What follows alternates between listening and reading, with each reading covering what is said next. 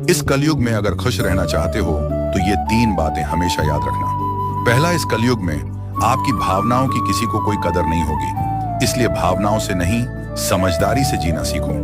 दूसरा, अपना हर दुख, अपनी हर खुशी सबको मत बताओ, क्योंकि दोस्ती का नकाब पहने कौन आपका दुश्मन है ये आपको कभी पता नहीं चलेगा। तीसरा, इस दुनिया के लोग मुश्किल वक्त में आपको काम आएंगे, ये वहम अपने दिल से निकाल देना, क्योंकि मुश्किल की घड़ी में सिर्फ आपकी हिम्मत और ईश्वर के अलावा आपका और कोई साथ नहीं देगा।